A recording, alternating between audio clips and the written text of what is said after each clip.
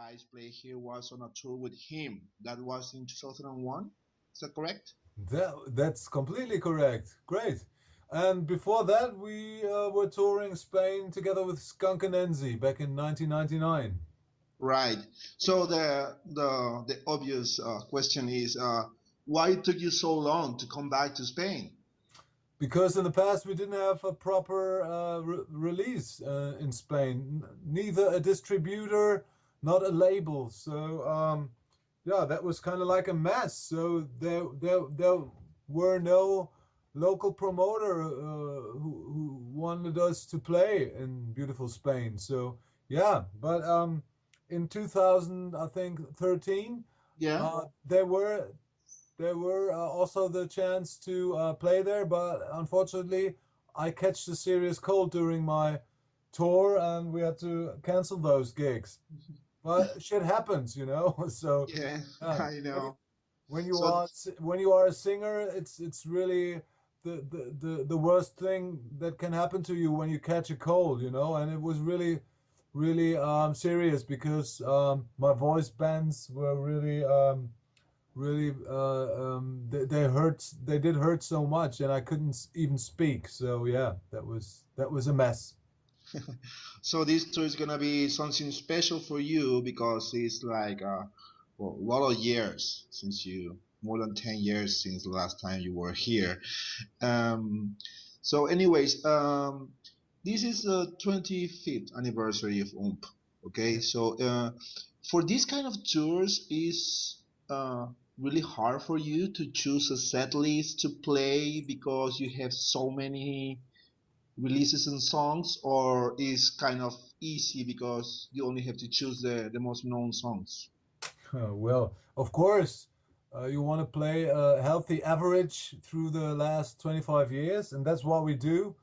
And of course, you want to play all those singles, but you also want to play those songs that never have been a single, but which are really cool to play live because the audience reacts the most enthusiastic with those songs. So we have a couple of old pearls within the set which never have been a single or a video release or something like that. But yeah, it's kind of like hard to pick the best songs from such a great amount of songs that we used to write so far. But it's fun also because yeah, it's a democratic process, you know. Yeah. Uh, there's going to be votes pro and contra, and you know those songs which have the most pros, that will be the songs which going to be played. So yeah, it's cool. Right. Actually, you have some quite history with Spain because if I'm correct, your first demo was recorded in Girona. Is that correct? That's right. Yeah, we had a great time. Really long vacation, over 1 month back then in Yeah. beautiful Verona, and yeah, we there were great vibes coming from the audience, coming from the surroundings, from the weather, and yeah, that's why we decided to record those first demo songs there. And I think you can hear those strange aggression, positive aggression coming from those first very electronical orientated songs. And yeah, I appreciated those times very much, and we had a really great time back then. Maybe that was a good base for OOMPH as a band. That's why we still exist, maybe because of that beautiful experience in Spain. So, well, maybe Spain still puts us together. Great. So, you are part of these, well, it's like a string of bands that play some kind of similar music, like In Extremo or Rammstein or Megahertz. I think Yeah, it's called the Neue Deutsche Herz or something like that. I don't know if yeah, that's correct. yeah, Yeah. yeah. So, Cool. normally those bands call you their influence. Yeah. It's like Yeah. you are the grandfathers of that sound. Yeah. Well, in the following years, we see Rammstein become huge in the whole world. Yeah. Also in Extremo, doing a lot of festivals all around Europe. Do you feel proud of being called the grandfathers of all these bands that become in some sort of way bigger? Sure, it's cool to be an innovative band, but it's also hard to be an innovative band because you walk for the first time through a certain area of music, Yeah, and then the path is laid, and people can easily go this path which you walked the first. So it's hard, but it's cool also. It's great to be an innovative band. It's great to be called the founders of Neue Deutsche Härte. And it's cool to see that there's so many bands, as you mentioned, Eisbrecher, Megahertz, Unheilig, Rammstein in Extremo, for example, which call us their main influence. And it's cool. Yeah, it's great. But I think the great success of Rammstein worldwide mainly is based on the picture that they delivered because yeah, they knew that they knew what they had to do if they want to fit in a certain cliche that everybody has of a typical German. So yeah, that's what they did really properly. And that all pushed up with fire, like Kiss, or, for example, made it. And of course they had luck with movies like Lost Highway and stuff like that. So yeah, yeah. there were a couple of things that that they did really well, and they had a lot of luck. Also, you need luck. Yeah, but it's great to see them spreading German hard rock music all over the world. But of course, before them, there were Scorpions. Of course, there Yeah, were Scorpions who did that with English-speaking German music. yeah, And Kraftwerk, for example, did that with German music, but they were really electronical. So yeah, but it's great to see that there's still German music being celebrated all over the world. And yeah, we opened the door for Rammstein, and they opened the doors for us worldwide. So we could, so it's kind of like a joint venture, if you want to call it like that. great. So now that you mentioned German, and most of your songs are in German, Yeah. and Rammstein as well. In these 25 years as a band, did you ever regret not to write more songs in English, for example, to get to a wider audience, or is better for you to sing in German because no, I have a friend who lives there in Berlin, and she normally listens to Gothic bands that Yeah. mostly sing German, and they say if they write songs in English, it's not gonna be the same because the German language has it's very profound. It has its own meaning. Do you think that as well? That's why you choose to sing in German as well? Yeah, I think as a native German speaker, I can be the most authentic in my mother tongue. That's why I choose to nearly only write in German. Yeah, So yeah, you can be the most deep, you can be the most emotional, because you live through all of those different kinds of emotions in your mother tongue. You dream in your mother tongue. So yeah, that's what it makes the most authentic. But I like uh, German, all like English also very much as a musical language because it's so well sounding. The German is very tough, rough, edgy, strange, but it's cool because it makes hard rock or metal music more special, I think.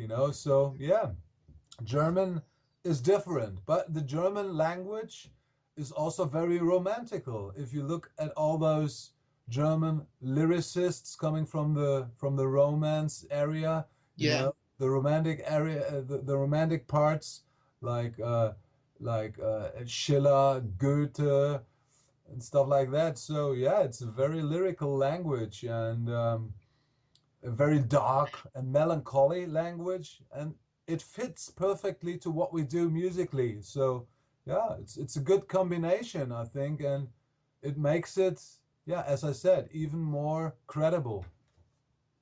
Great. Well, Jiro, let's talk about the cover artwork for the 25th anniversary album. I think it's not special effects on the letters. Actually, you build those letters, right? That's completely correct.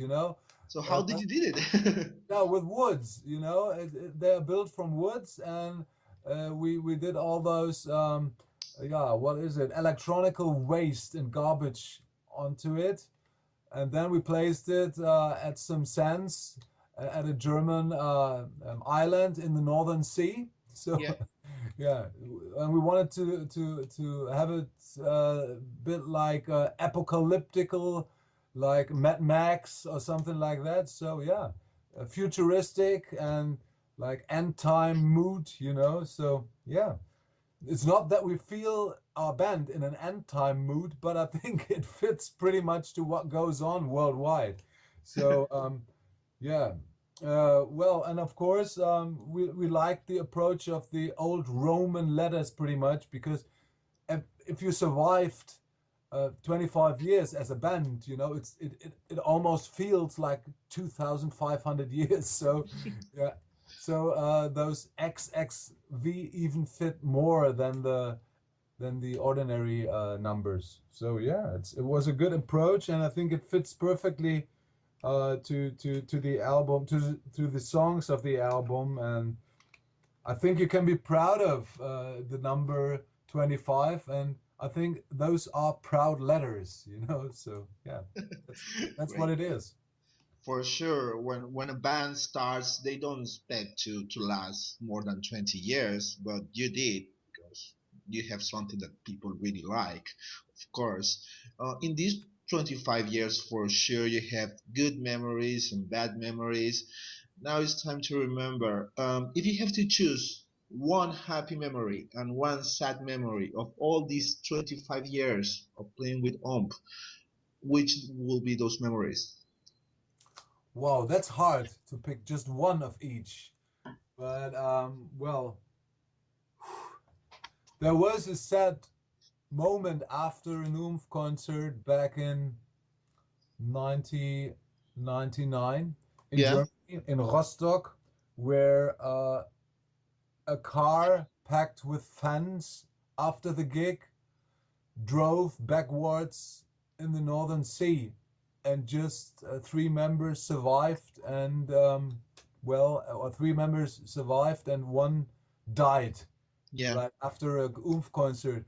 That because it was right behind the club, so that was a sad moment indeed because we knew what happened, even though it was not directly related to us or our show, but there was a connection. Those were fans, and yeah, the one that died was a huge fan. So they still coming to our shows, the three who survived. But it's yeah, also it's still really sad to see them and knowing that there's one who did not survive, and yeah, it's always connected to the show, even though we're not responsible in any way. But yeah, that's really sad. yeah, And a good one is that I received a letter from an Australian female fan who used to be in a coma for 5 years or something like that, yeah, and she said she went out of the coma with oomph music, and that was really touching and a really great moment. So that was a really emotional letter that she wrote to us and said, I was a huge fan before I had that accident and I went into that coma state, and my friends and parents said maybe that music can get her back, yeah. and she said it did. So yeah, Oh, those two moments I would pick, the sad one and the happy one, which are oh, related to fans. that's really touching. Well, there, just to finish the interview, I want still more. more time from you. Is well, now that you reached 25 years, you're playing a huge tour in Europe. Maybe you're gonna go all over the world again. Um, do you see yourself playing another 10 years? Do you think that can survive more than 10 or 15 years more playing? Well, one thing that I've learned in life is never plan too long because uh, fate is laughing about your plans, you know? So, well, well, of course, it depends on health and on ideas, you know? Yeah, We have plenty of good ideas right now, you know? We used to or we still collect ideas each moment, you know, lyrically or musically, each member of OOMPH. So that means we are still moved or touched by our surroundings, by the world as we see it, and that's good because music always used to be kind of like a self therapy for us, you know. So, and it still is, and we still have the goal to explore new dimensions, to develop as human beings, and we want to reflect those developments on our music, you know, within our music, you know, we dare to change, you know, that what makes oomph. I think that's why each album of us differs. We're not a band who just repeats itself yeah, over and over again for commercial reasons as other bands do, you know. yeah. We change, we try and change. It's a bit like Forrest Gump, you know, like the box of pralines. Oomph is like the oomph is like the box of pralines. You never know what you get, you know. So yeah, but that's what music means to me, you know. It's a tool to get to learn myself better, and I just can do this properly if I'm as honestly as possible, if I'm as authentic as possible.